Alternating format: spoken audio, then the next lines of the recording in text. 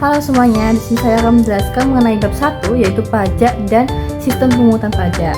Nah, yang pertama, definisi pajak itu apa ya? Pajak didefinisikan sebagai kontribusi wajib kepada negara yang terutang oleh orang-orang pribadi atau badan yang bersifat memaksa.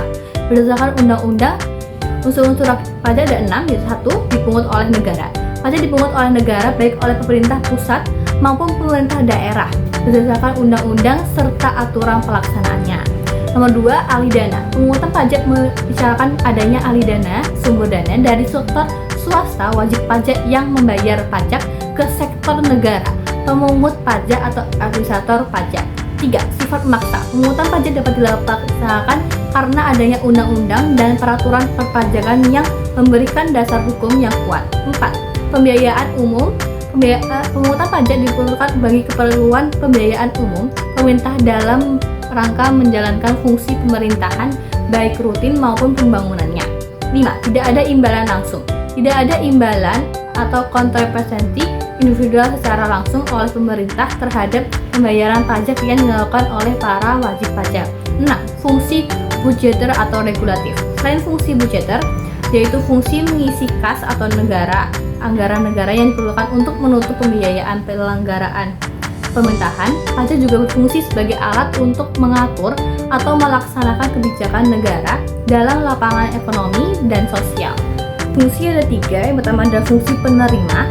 Pajak berfungsi untuk menghimpun dana dari masyarakat bagi kas negara yang diperuntukkan bagi pembiayaan pengeluaran pemerintah seperti belanja pegawai, belanja barang, pemeliharaan, pembayaran utang, dan lain-lain sebagainya. 2. Fungsi mengatur. Pajak berfungsi sebagai alat untuk mengatur struktur pendapatan di tengah masyarakat dan struktur kekayaan antara para pelaku ekonomi. Misalnya, dalam rangka menggiring penanaman modal baik dalam negeri maupun luar negeri, diberikan berbagai macam fasilitas keringanan pajak, dan dalam rangka melindungi produksi dalam negeri, pemerintah menetapkan biaya masuk yang tinggi untuk produk luar negeri. 3.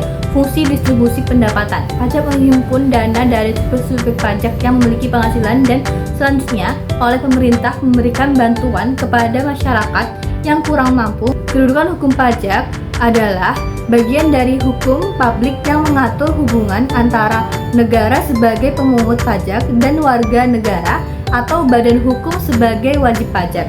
Dalam sistem hukum Indonesia ini, hukum pajak memiliki kedudukan yang kuat karena diatur oleh undang-undang. Perlawan terhadap pajak adalah tindakan atau upaya dilakukan oleh wajib pajak untuk menghindari atau mengurangi beban pajak yang seharusnya dibayar. 1. Perlawan pasif.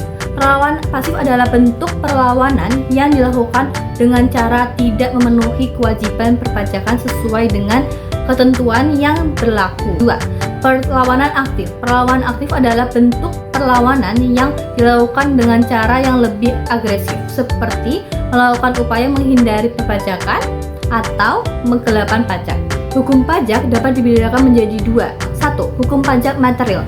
Hukum pajak ini mengatur tentang ketentuan-ketentuan yang mengatur objek pajak, subjek pajak, tarif pajak, dan cara menghitung besarnya pajak yang terutang. 2. Hukum pajak formal. Hukum pajak formal mengatur tentang tata cara pelaksanaan pemungutan pajak seperti tata cara pendaftaran, wajib pajak, pelaporan SPT, pemeriksaan pajak, penagihan pajak, dan penyelesaian sengketa pajak. Beberapa asas pengenaan pajak yang umum dikenal adalah 1. Asas domisili.